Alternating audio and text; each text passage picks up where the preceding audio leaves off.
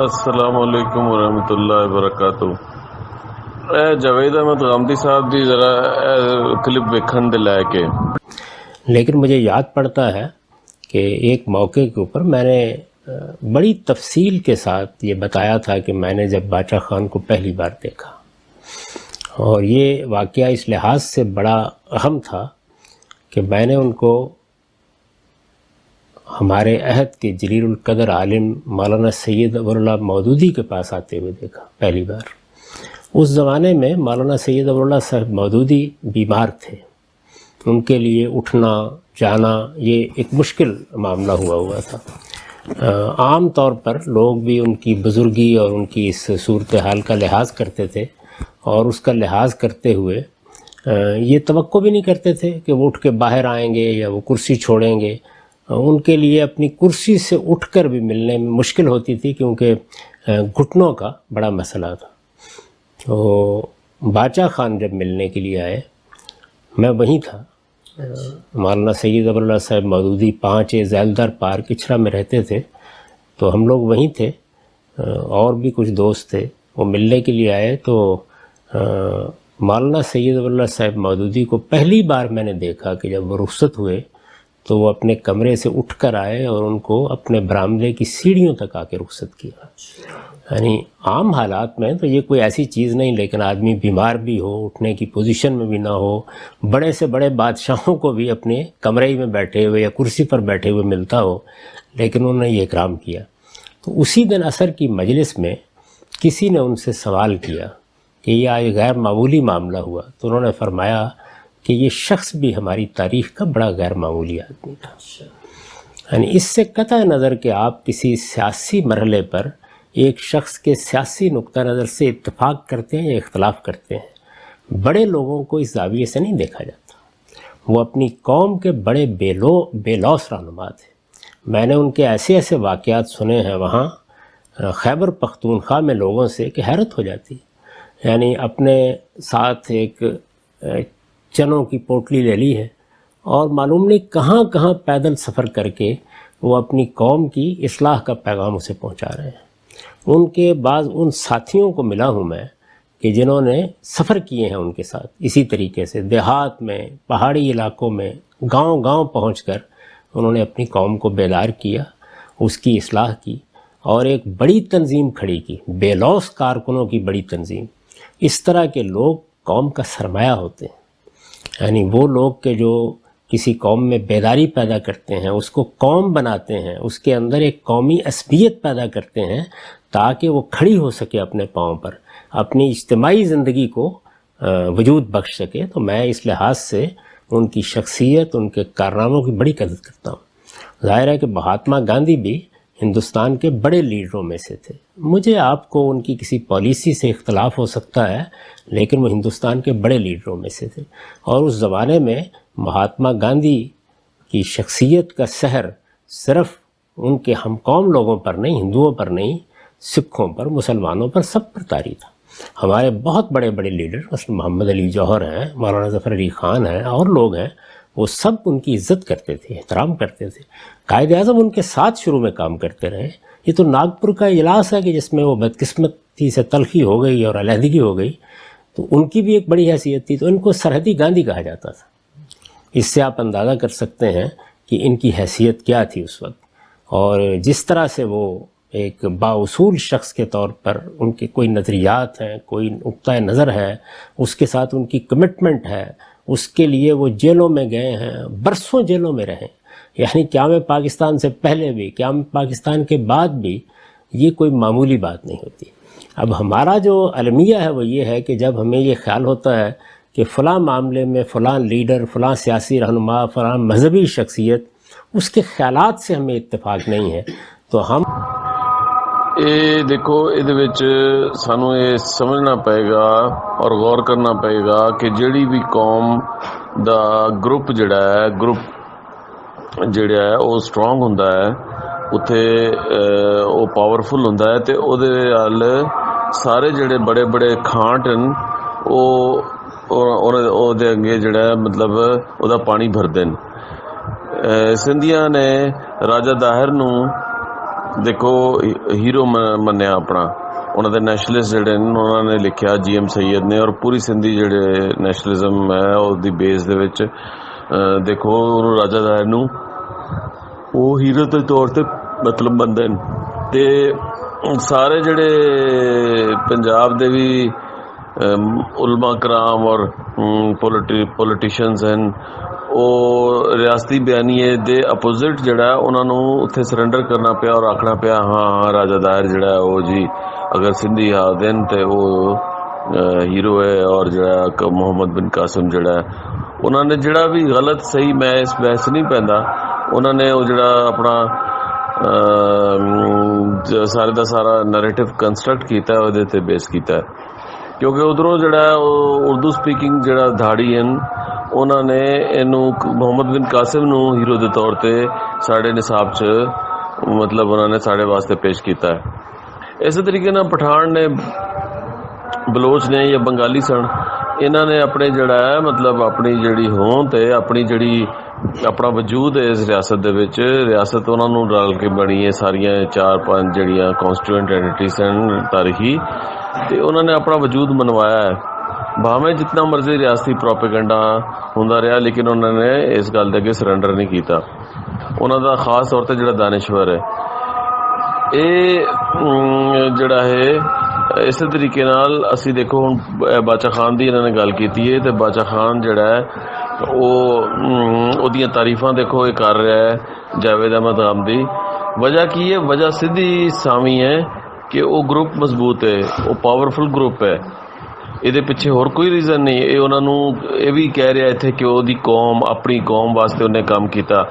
ਇਹ ਉਹ ਲੋਕ ਨੇ ਜਿਨ੍ਹਾਂ ਨੇ ਕੌਮੀਅਤ ਦਾ ਪੰਜਾਬ 'ਚ ਵਸ ਕੇ ਖਾ ਪੀ ਇੱਥੇ ਜਿਹੜਾ ਡੱਪ ਕੇ ਪੰਜਾਬ ਦਾ ਤੇ ਪੰਜਾਬੀ ਕੌਮ ਦਾ ਇਹਨਾਂ ਨੇ ਕਦੀ ਨਾਂ ਤੱਕ ਨਹੀਂ ਲਿਆ। ਪੰਜਾਬੀਆਂ ਦੇ ਬੇਸਿਕ ਜਿਹੜੇ ਰਾਈਟਸ ਹਨ, ਇਨਸਾਨੀ ਹਕੂਕ ਹਨ, ਜਿਹਦੇ ਵਿੱਚ ਸਭ ਤੋਂ ਪਹਿਲੇ ਜ਼ੁਬਾਨ ਹੈ, ਉਹਨੂੰ ਕਦੀ ਵਰਤਣਾ ਤੱਕ ਗਵਾਰਾ ਨਹੀਂ ਕੀਤਾ। ਔਰ ਇਹਨੂੰ ਜਿਹੜਾ ਇੱਥੇ ਉਰਦੂ ਸਪੀਕਿੰਗ ਦਾ ਜਿਹੜਾ ਇੰਪੀਰੀਅਲਿਜ਼ਮ ਹੈ ਔਰ ਜਿਹੜਾ ਸਾਰਾ ਦਾ ਸਾਰਾ ਸਿਲਸਿਲਾ ਹੈ ਉਹ ਇਹਨੂੰ ਮਤਲਬ ਜਿਹੜਾ ਉਹਨੂੰ ਉਹਦੀਆਂ ਤਾਰੀਫਾਂ ਇਹਨੂੰ ਕਰ ਰਿਹਾ ਕਿ ਮਨੋਵਰ ਹਸਨ ਔਰ ਫਲਾਂ ਜਿਹੜੇ ਨੇ। ਔਰ ਈਵਨ ਦੇਖੋ ਉਹ ਦੱਸ ਰਹੇ ਨਾ ਕਿ ਅਬੂ ਲਾਲਾ ਮੌਦੂਦੀ ਜਿਹੜੇ ਨੇ ਉਹ ਉੱਠ ਕੇ ਗਏ ਉਹਨੂੰ ਬਿਮਾਰੀ ਦੀ ਹਾਲਤ ਦੇ ਵਿੱਚ ਵੀ, ਤਾਂ ਵਜ੍ਹਾ ਹੈ ਸਾਰੀ ਉਹਦੀ ਪਿੱਛੇ ਪੂਰੀ ਕੌਮੀਅਤ ਦੀ ਖੜਾਉਣ ਦੀ। ਇੱਥੇ ਪੰਜਾਬ ਦੇ ਵਿੱਚ ਜਿਹੜੇ ਲੋਕ ਹੱਲੇ ਵੀ ਰਹਿ ਰਹੇ ਨੇ ਉਹਨਾਂ ਨੂੰ ਪੰਜਾਬੀ ਦਾ ਅਹਿਸਾਸ, ਪੰਜਾਬੀਆਂ ਦੇ ਫੰਡਾਮੈਂਟਲ ਰਾਈਟਸ ਦਾ ਅਹਿਸਾਸ, ਪੰਜਾਬੀਆਂ ਦੇ ਹੀ ਬਰਾਬਰ ਜਿਹੜਾ ਹੈ ਦੂਸਰੇ ਜਿਹੜੇ ਹਕੂਕ ਹਨ ਮੁਆਸ਼ੀ ਸਿਆਸੀ, ਉਹਦਾ ਅਹਿਸਾਸ ਕਦੋਂ ਸੀ? ਜਦੋਂ ਪੰਜਾਬੀ ਜਾਗ ਸੀ। ਪੰਜਾਬੀ ਇਹਨਾਂ ਦੇ ਜਿਹੜੇ ਜਾਲੀ ਕੁਰਾਨ ਔਰ ਸੁਨਤ ਨਾਲ ਈਵਨ ਮੁਤਸਾਦਮ ਜਿਹੜੇ ਇਹਨਾਂ ਦੇ ਨਜ਼ਰੀਆਤ ਨੇ ਉਹਨਾਂ ਨੂੰ ਚੈਲੰਜ ਕਰ ਸੀ। ਮਤਲਬ ਜ਼ੁਬਾਨ ਹੈ, ਪੰਜਾਬੀਆਂ ਦਾ ਬੁਨਿਆਦੀ ਹੱਕ ਹੈ ਕਿ ਉਹ ਆਪਣੀ ਜ਼ੁਬਾਨ ਦੇ ਵਿੱਚ ਤਾਲੀਮ ਹਾਸਿਲ ਕਰਨ। ਆਇਨ ਔਰ ਅਦਾਲਤਾਂ ਤੱਕ ਕਹਿ ਰਹੀਆਂ ਨੇ, ਲੇਕਿਨ ਰਿਆਸਤ ਨਹੀਂ ਮੰਨ ਰਹੀ, ਕਿਉਂਕਿ ਪੰਜਾਬੀ ਖੁਦ ਸੁੱਤਾ ਪਿਆ ਹੈ। ਉਹ ਖੁਦ ਉਰਦੂ ਦੇ ਮਗਰ ਇਸ ਤਰ੍ਹਾਂ ਲੱਗਾ ਪਿਆ ਹੈ ਜਿਸ ਤਰ੍ਹਾਂ ਉਹ ਕੋਈ ਆਸਮਾਨੀ ਸਹੀਫਾ ਹੋਵੇ, ਆਸਮਾਨੀ ਜ਼ੁਬਾਨ ਹੋਵੇ। ਇਸੇ ਤਰੀਕੇ ਨਾਲ ਰਿਆਸਤੀ ਪ੍ਰੋਪੇਗੈਂਡੇ ਦਾ ਸ਼ਿਕਾਰ ਹੋ ਕੇ ਪੰਜਾਬੀ ਇਹ ਸਮਝ ਨਹੀਂ ਰਿਹਾ। ਪੰਜਾਬੀਆਂ ਦੀ ਮੈਜੋਰਿਟੀ ਦੀ ਨਾਹਲੀ ਹੈ ਅਸਲ ਦੇ ਵਿੱਚ ਉਹ, ਕਿਉਂਕਿ ਉਹ ਇੱਕ ਮੈਜੋਰਿਟੀ ਜਿਹੜੀ ਹੈ ਉਹ ਕੰਮ ਕਰ ਰਹੀ ਹੈ ਔਰ ਕਰ ਚੁੱਕੀ ਹੈ। ਉਹ ਮੈਜੋਰਿਟੀ ਦੀ ਇੱਕ ਮੈਂਟੈਲਿਟੀ ਹੁੰਦੀ ਹੈ ਕਿ ਜਿਹੜੇ ਨਲਾਇਕ ਔਰ ਨਾਹਲ ਲੋਕ ਹੁੰਦੇ ਨੇ ਉਹ ਕਹਿੰਦੇ ਨੇ ਕਿ ਅਸੀਂ ਤਾਂ ਹੁਣ ਇਤਨੇ ਅਰਸੇ ਤੇ ਇੱਕ ਗਲਤੀ ਕਰ ਰਹੇ ਹਾਂ ਤੇ ਹੁਣ ਅਸੀਂ ਇਸ ਨੂੰ ਕਿਸ ਤਰ੍ਹਾਂ ਮੰਨ ਲਈਏ ਕਿ ਅਸੀਂ ਗਲਤੀ ਕੀਤੀ ਹੈ। ਇਹ ਇਨਸਾਨ ਦੀ ਜਿਹੜੀ ਝੂਠੀ ਅਨਾ ਹੈ ਉਹ ਜਿਹੜਾ ਉਹਦੇ ਉੱਤੇ ਬੇਸ ਕਰਦੀ ਹੈ। ਫਿਰ ਦੂਸਰਾ ਹੈ ਕਿ ਜਿਹੜਾ ਹੈ ਮਤਲਬ ਇਹਦੇ ਵਾਸਤੇ ਕੁਰਬਾਨੀ ਦੀ ਲੋੜ ਹੈ, ਕੁਰਬਾਨੀ ਹਰ ਕਿਸਮ ਦੀ ਕੁਰਬਾਨੀ। ਅਤੇ ਪੰਜਾਬੀਆਂ ਦੇ ਜਿਹੜੇ ਵਸਾਇਲ, ਪੰਜਾਬੀਆਂ ਦੀ ਜਿਹੜੇ ਹਕੂਕ ਹਨ ਉਹਦੇ 'ਤੇ ਕਬਜ਼ਾ, ਉਹਦੇ 'ਤੇ ਮੱਲ ਮਾਰੀ, ਉਹਦੇ 'ਤੇ ਢੜੇਲ ਜਿਹੜੀ ਹੈ ਉਹਦੇ ਵਾਸਤੇ ਪੰਜਾਬੀ ਦਾਨਿਸ਼ਵਰ ਨੂੰ ਖਾਸ ਤੌਰ 'ਤੇ ਔਰ ਆਮ ਪੰਜਾਬੀ ਨੂੰ ਉੱਠਣਾ ਪਏਗਾ। ਫਿਰ ਇਹ ਜਿਹੜੇ ਬੜੇ ਉਲਮਾ ਕਰਾਮ ਬਣੇ ਬੈਠੇ ਨੇ ਔਰ ਬੜੇ ਜਿਹੜੇ ਇਲੈਕਟੇਬਲ ਜਿਹੜੇ ਰਿਆਸਤੀ ਸਟੈਬਲਿਸ਼ਮੈਂਟ ਦੇ ਟੱਟੂ ਨੇ, ਮੁਖਤਲਿਫ ਸੋ ਕਾਲਡ ਸਿਆਸੀ ਪਾਰਟੀਆਂ, ਕੋਈ ਸਿਆਸੀ ਪਾਰਟੀ ਨਹੀਂ, ਇਹ ਸਭ ਜਿਹੜੇ ਨੇ ਇਹ ਜਿਸ ਤਰੀਕੇ ਨਾਲ ਜਿਹੜਾ ਸਿਲੈਕਸ਼ਨ ਇਹਨਾਂ ਦੀ ਹੁੰਦੀ ਹੈ, ਜਿਸ ਤਰੀਕੇ ਨਾਲ ਇਹਨਾਂ ਨੂੰ ਜਿਹੜਾ ਹੈ ਮੁਖਤਲਿਫ ਪਾਰਟੀਆਂ ਦੇ ਵਿੱਚ ਜਿਹੜਾ ਹੈ ਇਹਨਾਂ ਨੂੰ ਲਾਂਚ ਕੀਤਾ ਜਾਂਦਾ ਹੈ ਔਰ ਮੁਖਤਲਿਫ ਪਾਰਟੀਆਂ ਲਾਂਚ ਕੀਤੀਆਂ ਜਾਂਦੀਆਂ ਨੇ ਨਾਮ ਨਿਹਾਦ ਜਿਹੜੀਆਂ ਨੇ, ਇਹ ਸਭ ਢਕੋਸਲੇ ਨੇ, ਇਹ ਕੋਈ ਇਹਦੀ ਹਕੀਕਤ ਨਹੀਂ।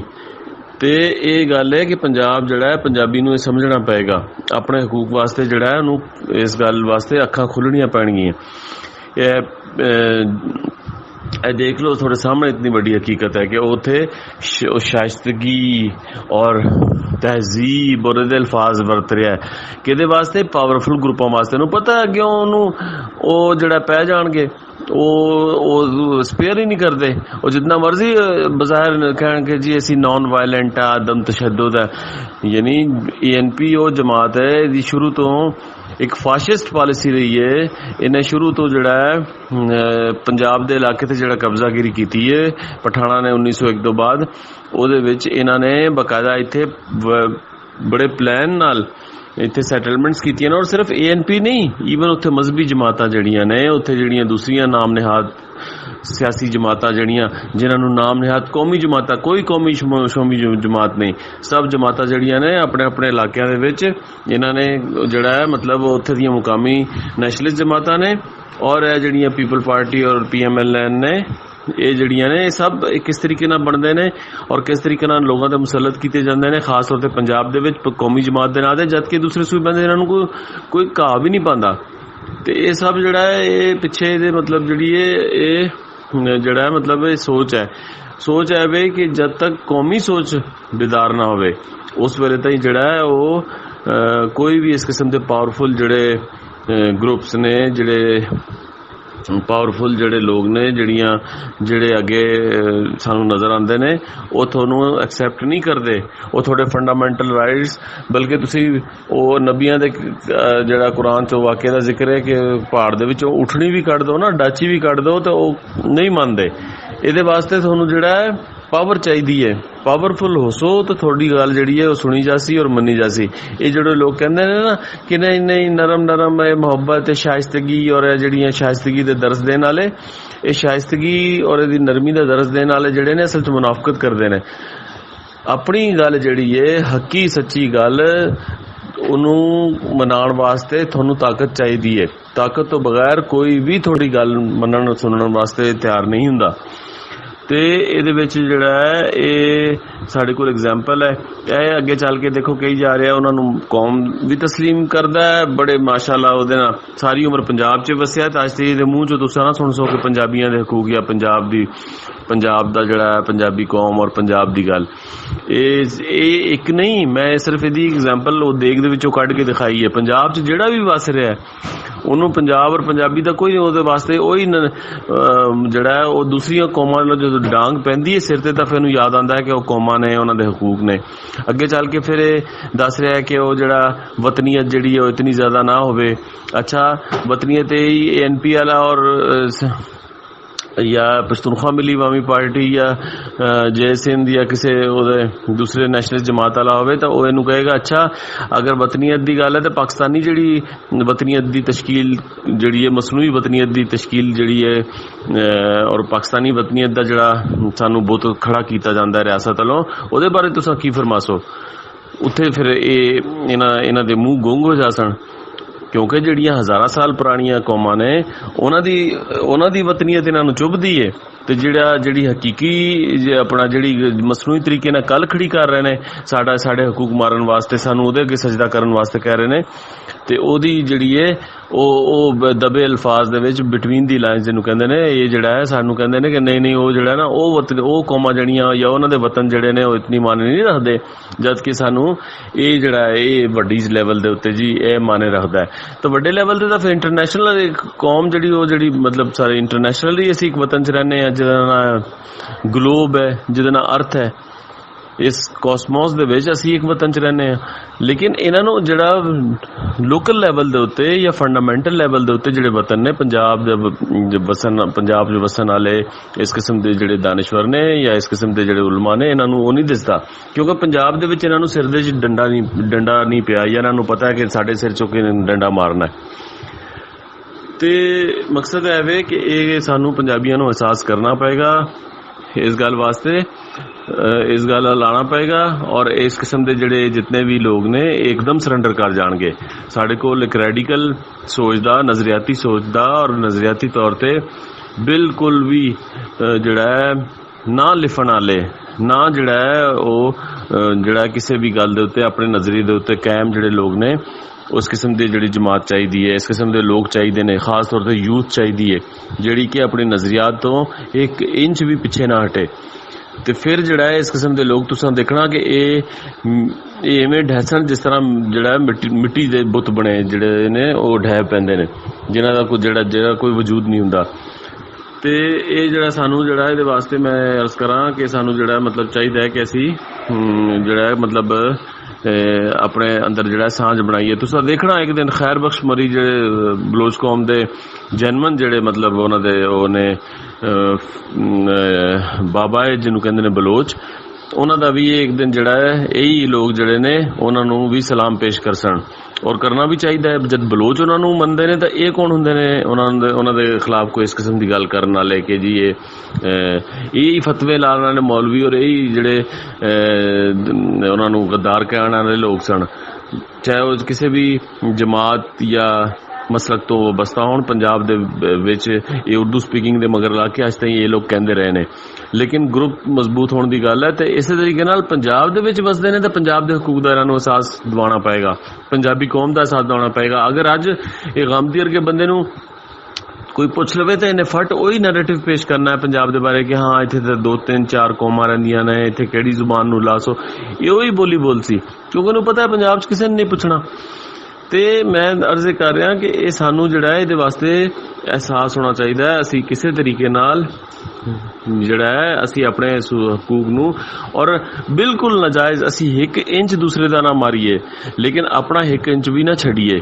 ਤੇ ਇਹਦੇ ਵਾਸਤੇ ਸਾਨੂੰ ਆਪਣਾ ਇਲਮੀ ਤੌਰ ਤੇ ਚਾਹੇ ਉਹ ਮਜ਼ਹਬੀ ਤੌਰ ਤੇ ਅਸੀਂ ਗੱਲ ਕਰੀਏ ਦੀਨ ਦੇ ਹਵਾਲੇ ਨਾਲ, ਕੁਰਾਨ ਔਰ ਸੁन्नत ਦੇ ਹਵਾਲੇ ਨਾਲ, ਔਰ ਇਨਸਾਨੀ ਔਰ ਆਇਨੀ ਤੌਰ ਤੇ ਵੀ ਸਾਨੂੰ ਆਪਣੇ ਹਕੂਕ ਨੂੰ ਸਮਝਣਾ ਪਏਗਾ। ਔਰ ਉਹਦੇ ਵਾਸਤੇ ਕਿਸੇ ਵੀ ਫੋਰਮ ਦੇ ਉੱਤੇ ਆ ਜਿਹੜੇ ਬੇਇਲਮ ਔਰ ਸੈਮੀ ਲਿਟਰੇਟ ਕਿਸਮ ਦੇ ਲੋਕ ਨੇ ਉਹਨਾਂ ਦੇ ਪਿੱਛੇ ਲੱਗਣ ਦੀ ਬਜਾਏ ਸਾਨੂੰ ਜਿਹੜਾ ਹੈ ਖੁਦ ਆਰਗੇਨਾਈਜ਼ ਹੋ ਕੇ ਇਹ ਗੱਲ ਕਰਨੀ ਪਏਗੀ।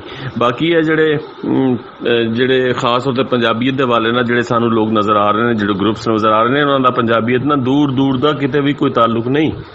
ਇਹਦੇ ਵਾਸਤੇ ਜਿਹੜੇ ਯੂਥ ਹੈ ਜਿਹੜੀ ਖਾਸ ਤੌਰ ਤੇ ਔਰ ਜਿਹੜੇ ਇਸ ਕਿਸਮ ਦੇ ਲੋਕ ਨੇ ਕਿ ਜਿਹੜੇ ਕਿ ਇਸ ਗੱਲ ਨੂੰ ਸਮਝਦੇ ਨੇ, ਉਹਨਾਂ ਨੂੰ ਖੁਦ ਆਰਗੇਨਾਈਜ਼ ਹੋਣਾ ਪਏਗਾ।